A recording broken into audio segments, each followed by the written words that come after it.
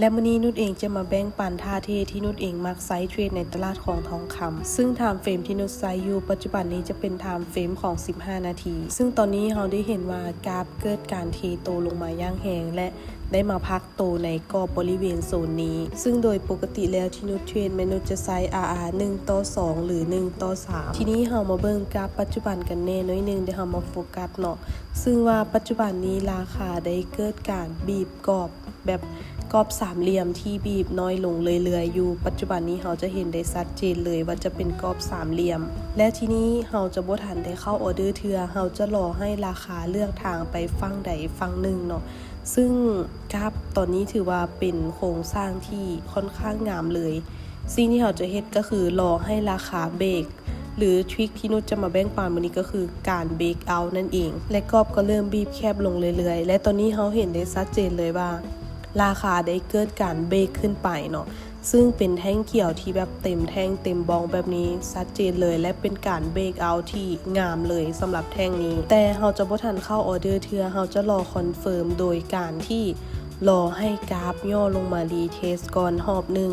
แล้วเราจึงหาจังหวะเปิดออเดอร์บายขึ้นไปเมื่อตอนนี้กราฟเกิดการย่อตัวลงมาแล้วนุชเองก็จะเปิดออเดอร์บายขึ้นไปเลยส่วน SL ก็ปกตินุชเองจะตั้งเพียงแค่500จุดเท่านั้นหรือถ้าไม่มี SL เอาไก่เน่เนาะก็อาจจะตั้งอยู่กองไซของโลต่ำสุดเลยก็ได้แต่ว่านุชเองแม่นเทรดเพียงแค่ SL 500ก็โอเคละถ้าหากว่ากิน SL ก็จะหาจังหวะเข้าใหม่เท่านั้นเองทีนี้ TP โดยปกติแล้วนุชเองจะเก็บเพียงแค่ 1,000 จุดหา 1,500 จุดเท่านั้นเนาะซึ่งนุชเป็นสายเทรดสั้นทีนี้เรามาเบิ่งกันว่าในออเดอร์นี้สุดนี้จะเป็นไปตามที่เราวิเคราะห์บ่และตอนนี้เราก็ได้ TP เป็นที่เรียบร้อยทีนี้เราจะมาหาจังหวะเข้าออเดอร์ในสุด2กันสำหรับเทคนิคการเบรกเอาท์แบบนี้บ่แน่ใจว่ามีใครเคยได้ไซส์เทรดโปรเป็นจังใดคอมเมนต์มาบอกกันได้เด้อโดยรวมแล้วตามประสบการณ์ที่นุชเทรดมาแล้วก็ไซส์มาอยู่ดนเติบก็รู้สึกว่า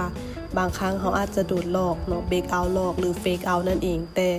รู้สึกว่าเทคนิคนี้เป็นเทคนิคที่นุชเองมักเทรดที่สุดเลยซึ่งว่าตอนนี้นุชเริ่มเห็นโซนนี้แล้วเดี๋ยวเรามาเบิ่งโซนนี้นำกันน้อยนึงเนาะซึ่งโซนนี้ราคาได้เกิดการ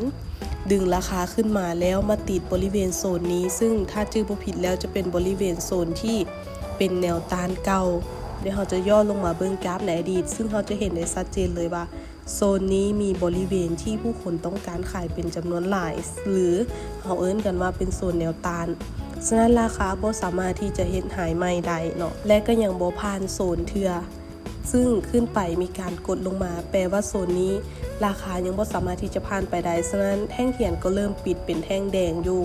3-4 แท่งเรียนติดๆและแท่งนี้ก็มีการเทขายลงมาแบบเต็มแท่งเลยซึ่งนุชจะเปิดออเดอร์เซลในจังหวะนี้เลย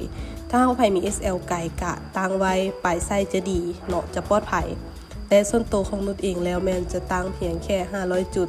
TP ก็จะเก็บ 1,000 หา 1,500 จุดเดี๋ยวมาเบิ่งนำกันว่าออเดอร์นี้จะเป็นไปตามที่เราวิเคราะห์บ่โอเคก็ถือว่าสุดนี้ก็ปิดกำไรไปงามๆเลยและท่าเทรดในการเทรดเหล่านี้ซึ่งนุชเองได้เทรดและทดลองมากับตัวเองรู้สึกว่ามันตอบโจทย์ก็เลยมื้อนี้เป็นโอกาสดีที่จะได้มาแบ่งปันให้กับทุกคนฝากกดติดตามช่องน้อยๆของนุชเด้อ